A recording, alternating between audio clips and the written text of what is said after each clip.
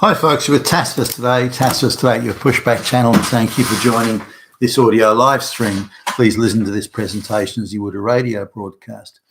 In this essay, I'd like to talk about the issue of reality, or coming to grips with reality, and the starry-eyed capacity of some to avoid reality. Children, for example, college kids, lifetime tenured university professors and lecturers. These are examples of people that live a sort of a life where reality doesn't exist. You could say the very wealthy also have the same thing.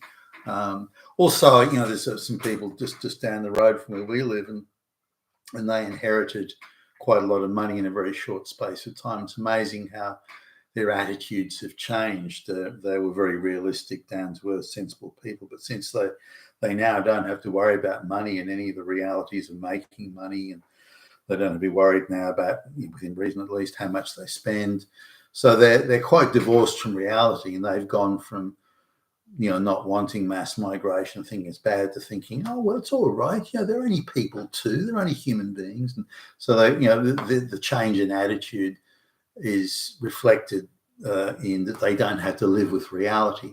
Now, people who have, in effect, lifetime jobs, very high incomes, they come from money, or children, or again, people with lifetime tenure and something. They're the sort of people that don't have to face reality. And these are the people who overwhelmingly are in support of globalization and mass migration and climate change, that sort of thing. The people who have to live with reality every day in their lives, and they're the ones that voted overwhelmingly for Donald Trump, for example. They see the world very differently. But sort of to highlight this, there was a young woman. She's in her early 30s. She's an athlete, and she is smoking hot. This chick, smoking hot, and she was doing an interview, and she was complaining how people generally, but particularly men, don't appreciate her for her athletic ability. She says she's got outstanding athletic ability. That she's an athlete, so there's no question. Has she got outstanding athletic ability? I don't know. I've seen no test of it. But does she run the 100 meters quicker than anybody else, or I don't know. But she says that people only are interested in how she looks. Again, she's smoking hot, but people only comment on my looks. They don't comment on my athletic ability. And she seemed to have no concept of reality around this. Now, you couldn't classify her as a genius. I doubt her IQ is even 100, but nonetheless, she obviously works very hard at staying fit, which is a big reason why she looks so hot, of course. But she's been, I think she's like 32, and she's been married and divorced 3 times. So, relationship ability isn't her strong suit. And, but she was complaining quite bitterly about this. Why don't they appreciate what a great athlete I am? Why do they always comment about what a great ass I've got? Or, those sort of things. So anyway, now I can't find anything as in, is she the best at anything in terms of, again, an athletic accomplishment, whether it be in senior high school or something like that. I can't see any evidence of it. So is she above average fitness, and is she athletic within the context of the fitness, which she obviously works hard at? Well, sure, I concede that straight away. There's no question of that. But she is smoking hot, and she seems to be almost disappointed at how smoking hot she is. Now that to me is that she doesn't live in any known reality. You're smoking hot. Of course, people are going to notice you're smoking hot. You're above average athlete, but nothing particularly accomplished. So why should that be more recognised than the way you look? So anyway, now coming back to this idea generally. And women being, not that men don't do it, they do, but women being sort of more likely to succumb to the fantasy world, and why women are particularly drawn to this ideology of this. There's this fantasy nirvana out there of equity and equality and social harmony and so on. And it's only just around the next corner, like the unicorn. It's just around the bend. And then if we get to that we come to that bend, then it must be the next one, and so on and goes. So they can live in this delusional fantasy because men around them are taking the responsibility for things. But this reminds me of a girl. This is at high school. She was like, she was one of the tallest people in the school. She's like 6'2", at say 16 or 17. She's like 6'2", and again, quite an athletic chick. And heavier, taller and heavier than I was at the time. I didn't finish growing till I was like, 21. Whereas the captain of the football team, those guys sort of seemed to finish growing by 16 or 17.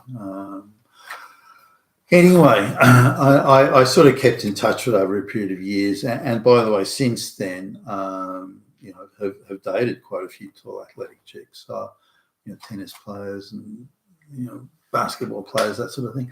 So anyway, this particular girl, she's 6'2", so she says, look, I'm not going to date any guy under the height of he's got to be 6'5", and that's it, 6'5" minimum. He's got to be an athlete. He's got to be this. He's got to. So she itemizes her list of must-haves, got to be's, but it was done in a fantasy sense that I want it, I demand it, therefore it must be, rather than. And she had this rather childish sort of attitude where she'd sort of stamp her foot and get a scolding look and finger wag and everything.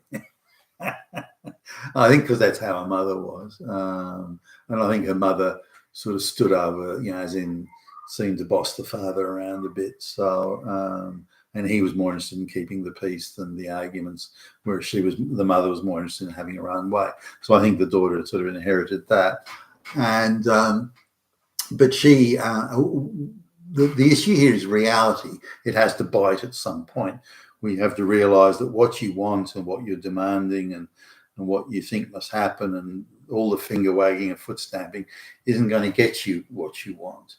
So she insists it has to be a minimum 6'5" tall guy. He has to be really fit, an athlete. He has to be really clever and bright. He has to have a high income. He has to. And it was like a 10-year-old snot-nosed little princess girl sort of giving her little wish list to Santa Claus. And no, I didn't really think a whole lot of. She wasn't that good looking. She's all right, but there was nothing sort of smoking hot about her, or not that I could see. So nor was she really that bright. She fancied herself as bright, but she wasn't. But moving forward over time, so by the time she's sort of 22, 23, reality starting to bite. She just can't get the dates. Now she concedes to me because I've kept in touch. And I wasn't in her sort of orbit of, I became almost a confidant, I suppose, to some extent. Like I didn't fancy her and she didn't want to hit on me. So it kind of didn't, we weren't relevant to each other in that sense, but we seemed to understand each other at least. So she says, look, she's been fucking guys just because she gets horny and wants to get laid. So she's been fucking guys that she wouldn't date. There's no way I'd be seen dead with Billy Bob or Jimmy Jack. And so she's been lowering her standards just so she can get laid. And she's annoyed by this, irritated. She's diminished by it. And she knows these guys don't really think much of her. They just happy to get a casual fuck, and she's accepting that, even though she wouldn't have dreamed of it a few years earlier. So now she's saying, well, look, as long as the guy's my height, remember she's 6'2", so she's unusually tall. As long as the guy's my height, then I'll accept that. Now, she likes to wear high heels, but she accepts now she can't if the guys. I don't want to be taller than the guy. She's very important to her at that stage. So she's giving up her high heels, which were important before, as long as the guy's 6'2". Does he have to be an athlete? Well, he needs to be fit, but he doesn't have to be that athletic. And does he need to be a high income earning gen? Well, as long as he's got a good steady job and above average income, that'll do. Now, to her, in her way of thinking, she's simply lowering her standards And it's created an element of bitterness in her, a little anger. Why is the world not giving her what she demands? And now, how she's been encouraged to think in fantasy terms like this, because it's guaranteed to create bitterness. Thinking along fantasy lines like that is guaranteed to create bitterness, because you don't, and resentment, you don't get what you want. But her list of demands, and I want this, I want that, it was already a fantasy world. She was already living in this ideological fantasy, absent of all reality. And now, fast forwarding again another few years, then she's changed again. Reality is biting, and she's being forced to meet reality, and she's adjusting her sort of requirements, if you will. But at the same time, the level of bitterness is increasing. And one time we were sitting there, and I could the bitterness in her voice, the resentment and the emotional state she get into. I actually put my hand on hers to say, hey, take it easy. Don't do this to yourself. Now, I had to face reality many years younger than she did, so she's able to bypass reality. She stayed in university for longer than the folks. The folks were well off enough that they could sort of subsidise her while she was doing that. So she delayed her and the sort of studies she was doing. I studied like business economics and everything. She could do sociology. So again, she stayed in the fantasy world for longer.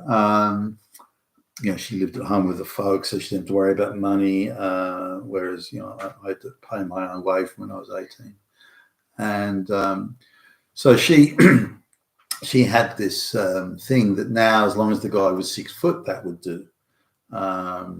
And as she pointed out, okay, 6 foot, but he can wear lifts in his shoes, which will make him look like he's 6'2". So that'll do. If the guy's not as athletic, she insisted the guy has to be stronger than me. Now she was again a big, strong, athletic girl, so that was a big ask.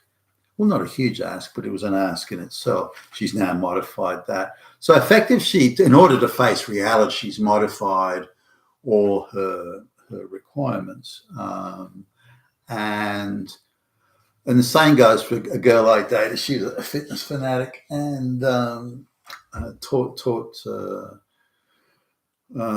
athletics or something like that at college, and she super fit, and she made it very plain where we sort of going, said, look, I'll fuck you, Billy Bob, but look, you're not tall enough, you're not athletic enough, and when we wrestle, we're so evenly matched, and I need a guy who's stronger than me, and all that sort of shit. So now again, the reality thing hadn't bitten yet. The idea that you can simply demand, I demand that I get a CEO of a big bank job that pays $25 million a year. I demand that, but the reality just doesn't, isn't there. So we have to face reality of what we can do, what we're able to do, given the circumstances. Would we be accepted into this or that environment? And there's a whole lot of realities we have to face day to day.